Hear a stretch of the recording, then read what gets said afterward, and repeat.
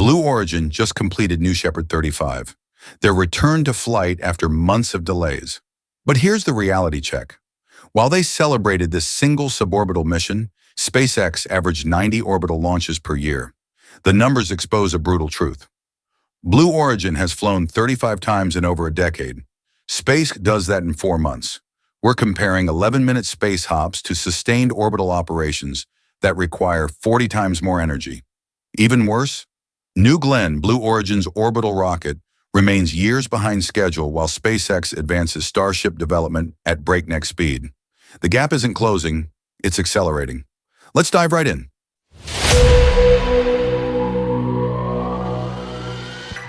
New Shepard 35 wasn't just another launch. It was Blue Origin's critical comeback after months of being grounded due to a flight anomaly. This mission had to prove their systems could still deliver flawless performance. The stakes were enormous, and deliver they did. The booster executed its signature vertical landing with mechanical precision. The capsule touched down safely in the West Texas desert, delivering scientific payloads from NASA's TechRise Student Challenge completely intact. For Blue Origin, this validated their methodical, safety-first approach to spaceflight. Here's where the story reveals its deeper truth. While Blue Origin celebrated this single successful mission, the broader competitive landscape had already shifted dramatically around them. To understand what's really happening, we need to examine the operational numbers that define success in commercial spaceflight. Blue Origin has completed 35 New Shepard flights over more than a decade, averaging roughly 3 missions per year. Each flight is planned, executed, and celebrated as a significant achievement. Meanwhile, SpaceX's Falcon 9 program averages over 90 orbital launches annually. That means SpaceX completes nearly 3 times Blue Origin's entire operational history every single year. These aren't just numbers. They represent fundamentally different business models. Every Falcon 9 launch generates substantial revenue from satellite deployments, International Space Station resupply missions, and crew transport contracts. More importantly, each flight contributes operational data that improves system reliability, creating what aerospace analysts call the operational excellence cycle. More flights generate better data, which increases reliability, which attracts more customers, which funds additional flights. This operational tempo difference reveals why Blue Origin faces such an uphill battle. Their missions remain special events requiring extensive preparation and celebration. SpaceX launches have become so routine that they barely generate media coverage unless something unusual occurs. Beyond operational tempo lies an even more fundamental challenge: the physics governing different types of spaceflight missions. New Shepard performs suborbital flights, essentially launching straight up, reaching approximately 100 kilometers altitude, then returning to Earth. Think of throwing a ball upward. It follows a predictable arc before gravity brings it back down. Orbital flight requires completely different physics. Rockets must accelerate payloads to over 28,000 kilometers per hour, fast enough to continuously fall around Earth rather than returning to the surface. This orbital velocity demands over 40 times more kinetic energy than suborbital flight. This energy difference translates into massive engineering complexity. Orbital rockets require enormous fuel capacity, sophisticated multi-stage designs, and guidance systems that function perfectly in the vacuum of space for extended periods. When SpaceX lands a Falcon 9 booster after delivering 20 tons of cargo to orbit, they're operating in an entirely different realm of technical difficulty compared to New Shepard's 11-minute suborbital journey. These physics constraints explain why mastering suborbital flight doesn't automatically translate to orbital capability. They're fundamentally different engineering challenges. This physics reality brings us to Blue Origin's most critical challenge: their orbital rocket program. New Glenn was originally scheduled to begin operations in 2020. This heavy-lift rocket represents Blue Origin's attempt to compete directly with SpaceX's Falcon 9 and Falcon Heavy in the lucrative orbital launch market. But 2020 became 2021, then 2022, 2023, and 2024. New Glenn remains grounded, existing primarily as impressive ground hardware and successful engine tests rather than operational capability. These delays create compounding competitive disadvantages. Every month without orbital operations is another month SpaceX strengthens their market position. Commercial satellite operators, government agencies, and international partners make long-term planning decisions based on proven operational capability, not future promises. The development philosophy differences are striking. Blue Origin follows methodical ground testing and extensive validation before first flight. SpaceX pursues rapid prototyping, early flight testing, and quick iteration based on real-world performance data. Both approaches have merit, but the market results clearly favor SpaceX's development velocity. While Blue Origin works toward their first orbital flight, SpaceX is developing technology that could fundamentally transform the economics of space access. Starship represents more than competition with current launch vehicles. It's designed to create entirely new market possibilities. With projected payload capacity exceeding 100 tons to low Earth orbit and planned full reusability, Starship could reduce launch costs from thousands of dollars per kilogram to potentially hundreds or even tens of dollars. SpaceX has already conducted multiple Starship test flights, gathering critical performance data and rapidly iterating their design. Each test flight, regardless of outcome, provides engineering insights that inform the next development cycle. If Starship achieves even partial success in its cost reduction goals, it could enable previously impossible space ventures, massive satellite constellations, space-based manufacturing, affordable lunar missions, and accessible space tourism experiences lasting days rather than minutes. From a commercial customer's viewpoint, the competition between these companies centers on operational reliability rather than technical impressiveness. Satellite operators planning billion-dollar constellations need launch providers who can deliver payloads on schedule, adapt to changing mission requirements, and provide backup options when primary launch windows close. SpaceX has demonstrated this operational flexibility repeatedly, building customer confidence through consistent performance. Blue Origin's technical achievements with New Shepard are impressive, but they don't directly translate to orbital mission capability. Potential customers cannot currently book commercial payloads on New Glenn because it doesn't yet exist as an operational system. This operational gap compounds over time. Customers don't just select launch providers, they choose long-term partners for their space ventures. SpaceX's proven track record makes them the default choice for many commercial and government missions. New Shepard 35 carried legitimate scientific payloads, including student experiments and materials research that benefits from brief microgravity exposure. This creates genuine value for researchers seeking cost-effective access to space-like conditions. However, the research market context is important. The International Space Station provides hours or days of microgravity time compared to New Shepard's minutes. For comprehensive research requiring extended observation periods or complex experimental procedures, orbital platforms offer superior capabilities. New Shepard's advantage lies in accessibility and cost-effectiveness for preliminary testing and proof-of-concept work. This creates a valuable niche market, but one that's insufficient to sustain major space industry ambitions. The substantial revenue in space research comes from long-duration orbital experiments, space manufacturing applications, and missions requiring sustained microgravity environments. Markets that require orbital rather than suborbital capability. Perhaps the most significant competitive factor is the rate of technological advancement and operational improvement. SpaceX regularly demonstrates new capabilities. First commercial crew transport, first reused orbital booster, first civilian orbital mission, first commercial spacewalk. Each achievement builds momentum, attracts media attention, and generates customer confidence. Blue Origin's innovations emphasize safety and incremental improvement within their established suborbital domain.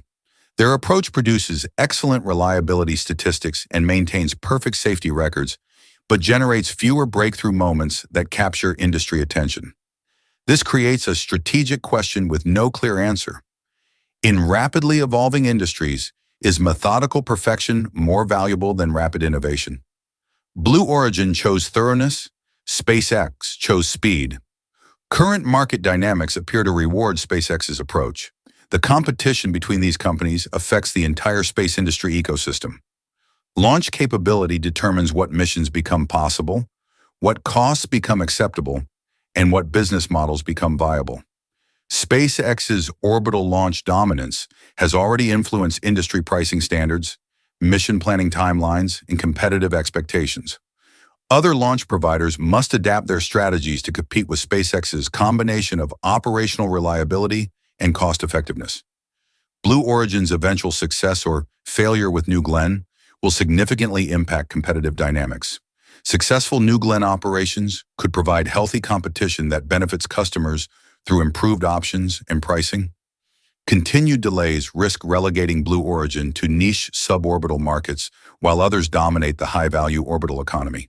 This is exactly why SpaceX's dominance is so brutal for Blue Origin.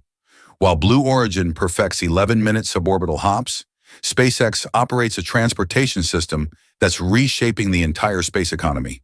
The numbers expose the reality. 90 orbital launches per year versus 35 suborbital flights in a decade. New Glenn's continued delays versus Starship's rapid development. These aren't just statistics, they're the foundation determining who will lead humanity's expansion into space. What makes this competition critical is its impact on our future. Every breakthrough in launch reliability and cost reduction accelerates lunar missions, Mars exploration, and space manufacturing. We're watching the infrastructure being built for civilization's next chapter. The next 12 months will be pivotal. New Glenn must finally fly to prove Blue Origin can compete beyond suborbital tourism. Starship continues advancing toward operational status, potentially revolutionizing space access economics entirely. Here's the key question. Can Blue Origin's methodical approach survive in an industry where SpaceX achieves major breakthroughs every few months? What strategy should they adopt to stay competitive? Drop your thoughts in the comments below. If this analysis helped you understand the real stakes in today's space race, hit that like button. For more deep dives into space industry competition and breakthroughs, subscribe to Space Insider and ring the notification bell, because the space race is accelerating and you won't want to miss what happens next. The future of human spaceflight is being decided right now, one launch at a time.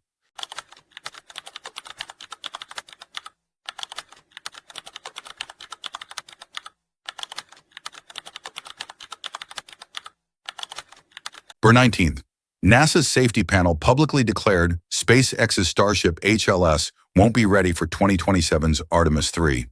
Flight Director Paul Hill questioned SpaceX's entire capability after 4 years of development. Elon Musk and Gwynne Shotwell fired back hard. The facts? NASA gave SpaceX $4 billion over 4 years, while their own SLS took $40 billion across a decade. Yet they're criticizing SpaceX's timeline? The responses were brutal and backed by evidence that made NASA look hypocritical. Let's dive right in on September.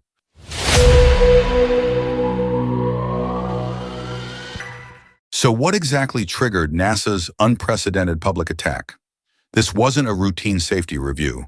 It was a calculated strike that had been building for months. Following a recent inspection visit to SpaceX's Starbase facility, NASA's Aerospace Safety Advisory Panel made an unusual decision: go public with their concerns. Paul Hill, the former NASA flight director leading the charge, brought serious credentials to this fight. This is someone who's managed human spaceflight missions for decades and reports directly to both NASA leadership and Congress. When Hill speaks, people listen. When he raises safety red flags, it can end careers and kill programs overnight. That's exactly what made his September 19th statement so devastating.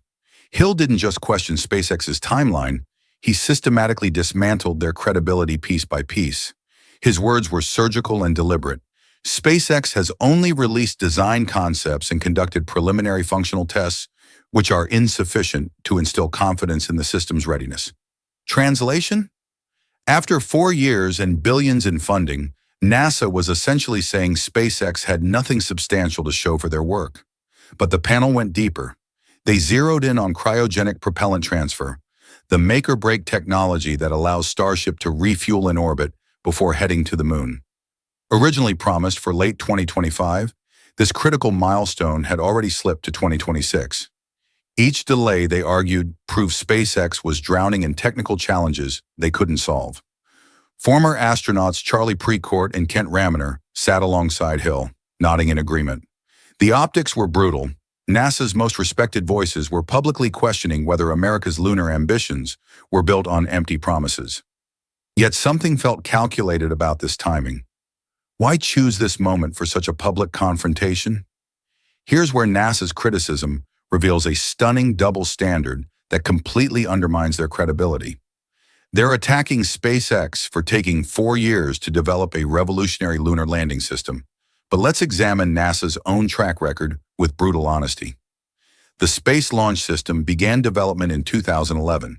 It finally completed its first flight in November 2022.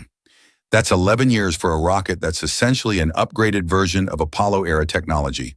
Total cost? A staggering $35 to $40 billion. And here's the kicker. It can't even be reused. Meanwhile, SpaceX received $4 billion total for both HLS contracts. That's roughly 1/10 of what NASA spent on SLS alone.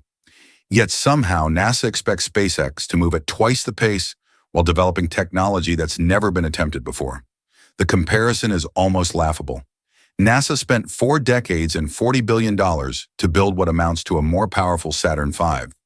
SpaceX is creating a fully reusable spacecraft capable of carrying over 100 tons to the moon and beyond for a fraction of that investment. Which approach represents better value for American taxpayers? The answer seems obvious. Elon Musk's response was swift, brutal, and strategically perfect. Rather than dignify NASA's panel with a direct response, he targeted a New York Times article that had amplified their criticisms. His dismissal was devastating in its simplicity. It's not worth lining a parrot cage with New York Times, let alone reading it. This wasn't just a comeback, it was a masterclass in corporate warfare. Musk was sending a clear message. NASA's concerns weren't even worth a serious response. When the Times article suggested replacing SpaceX with Blue Origin's lunar lander, Musk's reply was even more cutting. A simple LOL, short, dismissive, absolutely brutal. But the real power move came from SpaceX President Gwynne Shotwell, who delivered the substantive response that made NASA's panel look foolish and uninformed. While Musk provided the zingers, Shotwell delivered the knockout punch with facts and data that systematically dismantled NASA's